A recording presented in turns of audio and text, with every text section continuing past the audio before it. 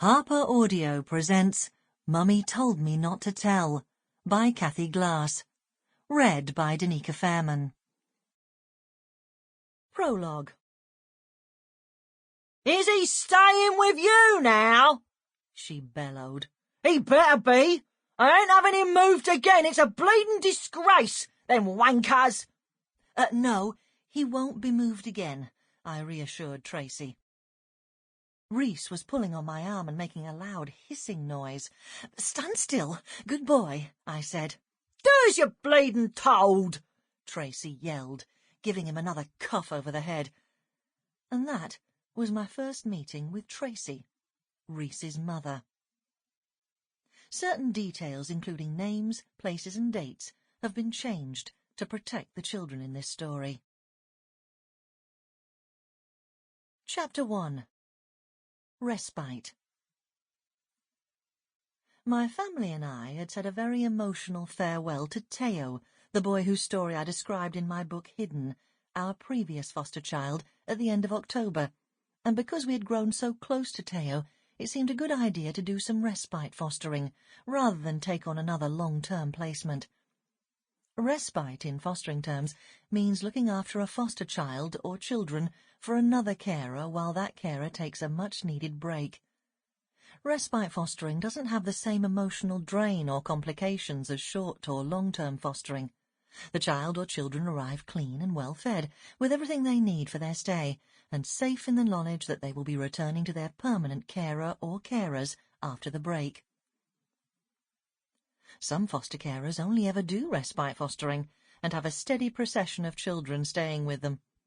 The foster carer looks after the child in exactly the same way as they would any fostered child, but the child's time with her, or him, is viewed as a short holiday by all concerned, and the foster carer knows that she cannot become too involved. For this reason, respite fostering is said to be easier. While I am always happy to offer respite if I don't have a foster child, I prefer the involvement of longer placements, and the satisfaction of knowing I have, I hope, in some small way, helped a child along the difficult path of life.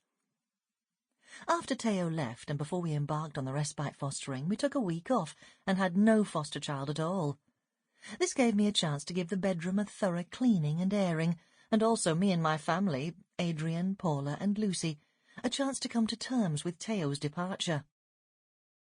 Although Teo had left in the best possible circumstances, there was still a sadness, a gap in the family, which would take time to diminish, and would probably only start to go with the arrival of the next child. Some foster carers take a new placement straight away for this very reason. The first child to arrive for respite care at the beginning of November was Gemma, a tiny 5-year-old who had been with her carers for 6 months. She stayed with us for a week. Gemma was developmentally delayed and had the needs of a 3-year-old. Paula and Lucy, my 16- and 18-year-old daughters, were very happy to help with this tiny tot, and virtually took over from me when they came home from school and college in the evening. But aware that Paula had a lengthy essay to research and write for one of her A-levels, I thought it was just as well Gemma wasn't staying for longer, as there didn't appear to be much writing going on in the evening, but plenty of playing with Barbie dolls. And while I'm sure Gemma enjoyed her week of non-stop activities with my daughters, she was obviously pleased when her permanent carers returned from their break to take her home. 3 days after Gemma left, I was asked to take Daisy for 2 weeks' respite care. She was 15.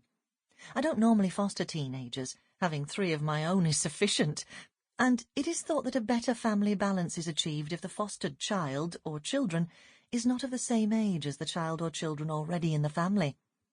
There is less chance of sibling rivalry, and the foster child's needs can be better catered for. However, the placement was only for 2 weeks, and I knew that Daisy was considered a bit of a handful, and it would therefore be difficult to find respite carers for her.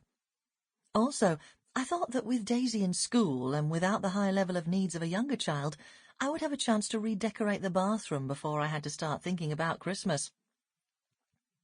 Daisy was due to arrive at 6 o'clock with her carer, Chris, but didn't arrive until 9:30, having not arrived home until 9 o'clock. I could see that Chris was very stressed as she brought Daisy and her suitcase into the hall and kept apologizing for her lateness. Sample complete. Ready to continue?